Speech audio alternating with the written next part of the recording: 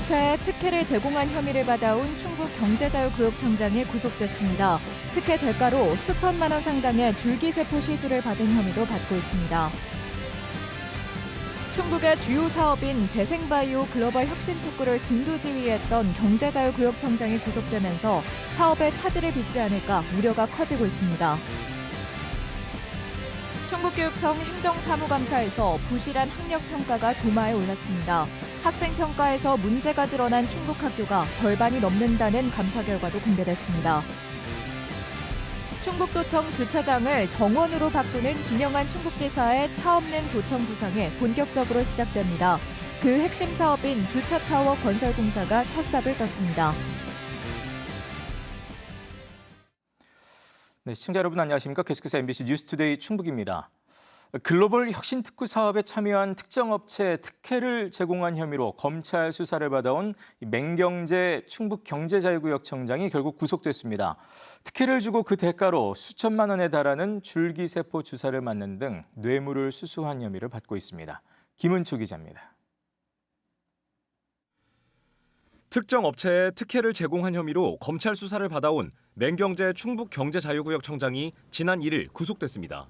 혐의는 공무상 비밀 누설과 뇌물수수 등으로 청주 오송을 중심으로 한 첨단 재생바이오 글로벌 혁신특구 사업을 진행하면서 한 줄기세포 연구업체가 앵커 기업으로 참여할 수 있도록 특혜를 줬다는 내용입니다. 맹 청장은 그 대가로 수천만 원에 이르는 줄기세포 시술을 받은 혐의도 있습니다. 서울 서부지검은 맹 청장이 해당 업체로부터 아예 법인카드를 받아 사용했는지도 들여다보고 있는 것으로 전해졌습니다. 검찰은 맹경재 청장과 함께 줄기세포 연구업체 관계자 1명도 구속했다고 밝혔습니다. 검찰이 압수수색을 벌인 지난 8월 충청북도는 맹경재 청장을 직위 해제했는데 이후에도 청장 신분은 계속 유지된 것으로 드러났습니다. 직무에서 배제했을 뿐 오는 연말까지 임기가 이어지는 데다 임금도 일부 지급했습니다. 맹 청장이 구속된 사실도 도의회 행정사무감사에서 지적이 나올 때까지 외부에는 전혀 알리지 않았습니다. 그동안 맹 청장은 김영환 지사의 핵심 측근으로 알려져 있었는데 여당인 국민의힘에서조차 충청북도가 맹 청장을 감싸고 있다는 비판이 나왔습니다. 그분 임기가 12월 달까지인 거죠? 네, 맞습니다. 그래서 저는 지금 봐주기 하고 있다 이렇게 생각을 해요. 이거는 인사권자의 착오로 오류로 인한 우리 예산 낭비고.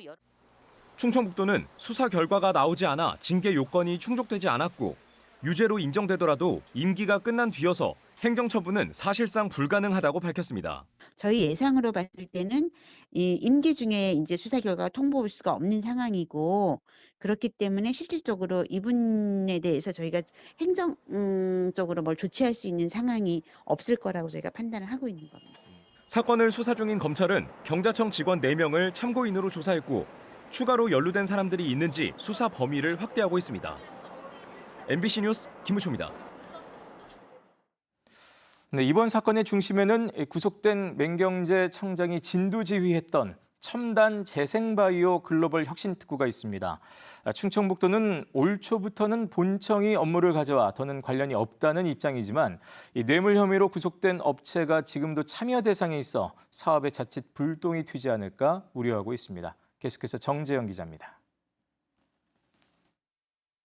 첨단 재생바이오 글로벌 혁신특구는 줄기세포나 유전자 치료 관련 기업들이 규제를 벗어나 마음껏 연구 개발할 수 있는 특별 구역입니다. 보건복지부가 엄격하게 진행하던 임상 연구 심의를 특구 자체 심의위에서 받고 통과되면 연구비까지 지원받을 수 있습니다.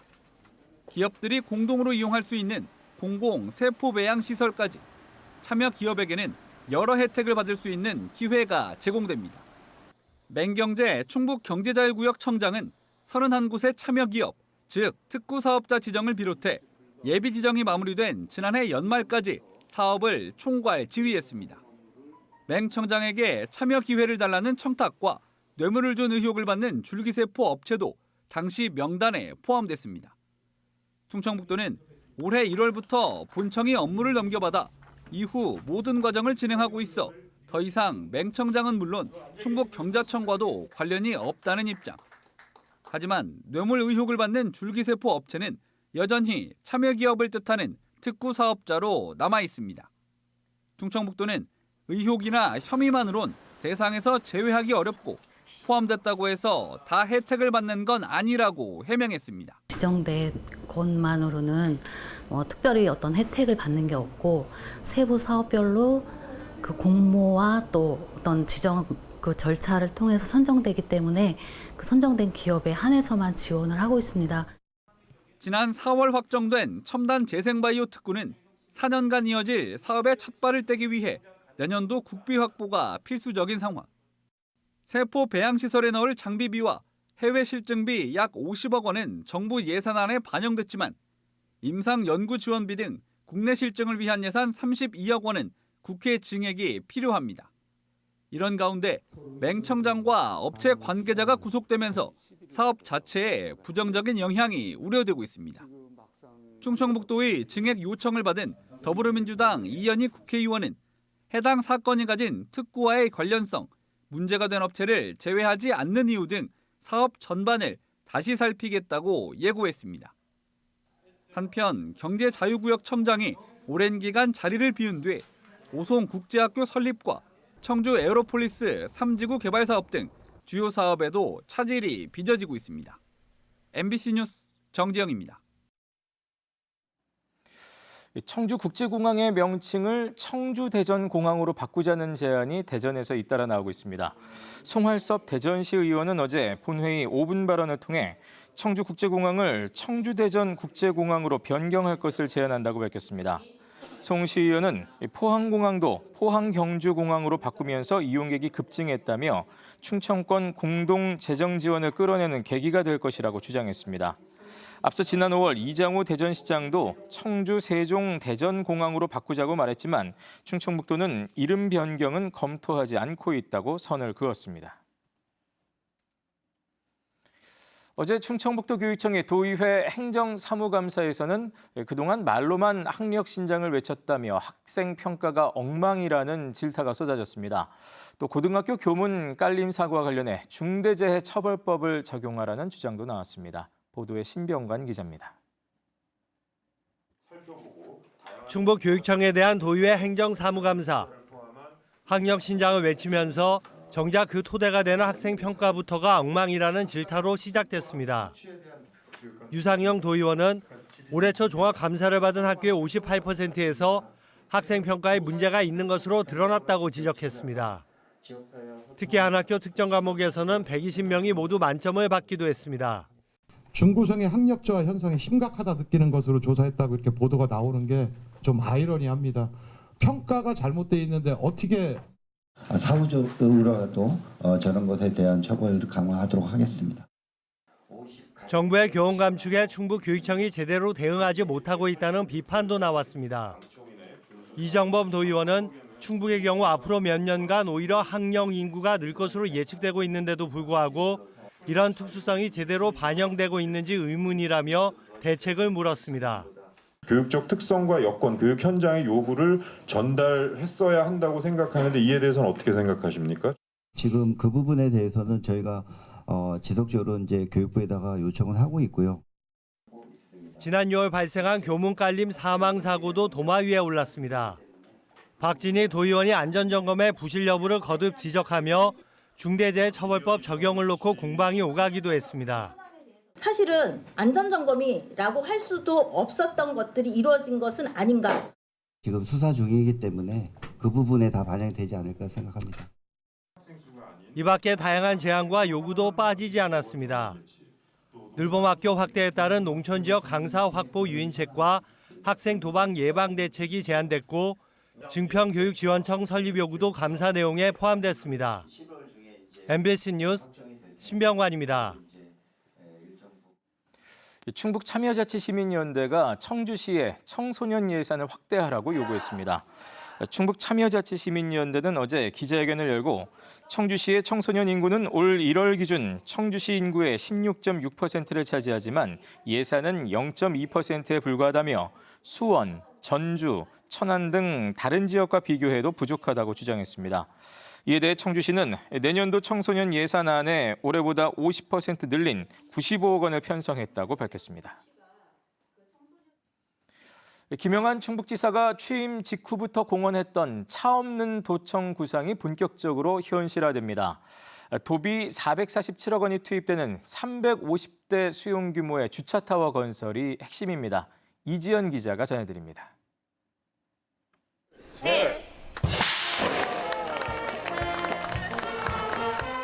충북도청 뒤편의 주차장 공간.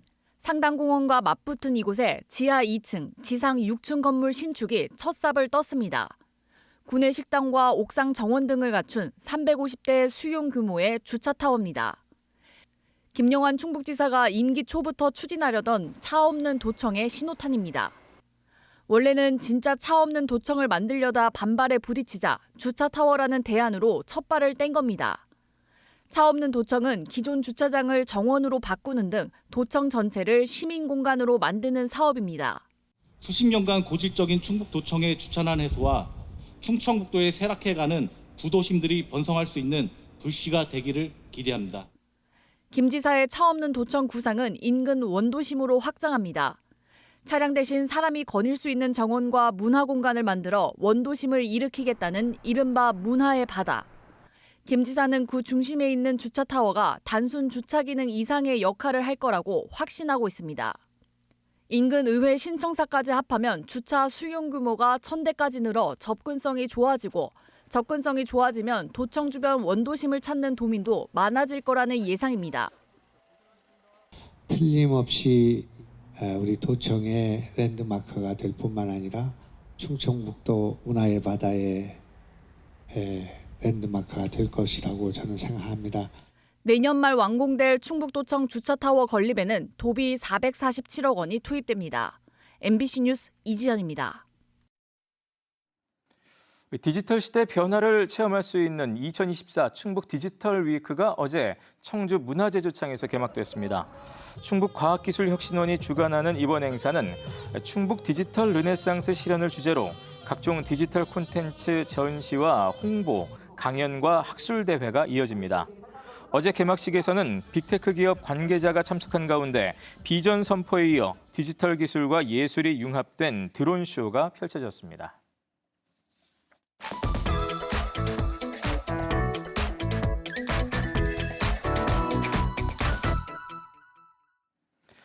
강원 동해안의 대표 어종하면 오징어를 빼놓을 수 없지요. 그러나 최근 들어 어획량이 급감하면서 위판 물량도 4년 만에 10분의 1로 쪼그라들어 전국 최저 수준으로 추락했습니다. MBC 강원 영동 배현한 기자가 보도합니다. 바다에서 직접 잡은 수산물만 파는 강릉 주문진 어민수산시장. 상가 수조에서 오징어 수십 마리가 헤엄치고 있습니다. 한동안 오징어를 보기 어려웠지만 최근 조금씩 잡히며 판매하는 상점들도 눈에 띄는 겁니다. 20마리에 한 2만 원씩도 막 하고 이랬잖아요. 많아서. 근데 지금은 그 정도는 안 되고 한 마리 10,000원 정도 꼴이었는데 옛날에는 엄청 많았죠. 근데 지금은 너무 많이 없어졌어요, 수요가. 예. 그때에 비하면 한 10분의 1도 안 되는 것 같아요. 어린 오징어 남획을 비롯해 중국 어선의 북한 수역 조업, 수온 상승에 따른 어장 변화까지 이어지며 오징어 어획량이 크게 줄어들고 있습니다. 사정이 이렇다 보니 강원도의 오징어 위판 물량은 전국 광역지자체 가운데 최저 수준을 보이고 있습니다. 국회 정의용 의원의 국감 자료를 보면 강원도의 오징어 위판 물량은 지난 2020년 8,732톤에서 2021년 6,310톤, 2022년 3,525톤으로 줄었고 지난해는 1,486톤, 올 들어서는 지난 8월까지 615톤으로 쪼그라들었습니다. 강원도는 지난해 경기 인천고와 제주에 이어 전국에서 세 번째로 적은 오징어 위판 물량을 기록했었는데 올해 들어선 오징어목의 한치가 주로 잡히는 제주보다도 오징어 어획량이 적어졌습니다. 오징어를 주로 포획하는 이 체납기 어선에 대하여 감척을 확대하도록 하겠습니다. 어족자원 조성을 위하여 인공어초 사업이라든가 바다숲 조성 사업 그리고 종묘 방류 사업을 확대하여 오징어 하면 강원도가 떠오르던 시절은 이제 아득한 옛날 일이 되고 있습니다. 갈수록 줄어드는 강원도 오징어의 어족 자원 회복 방안에 대한 깊은 고민이 필요해 보입니다. MBC 뉴스 배현환입니다.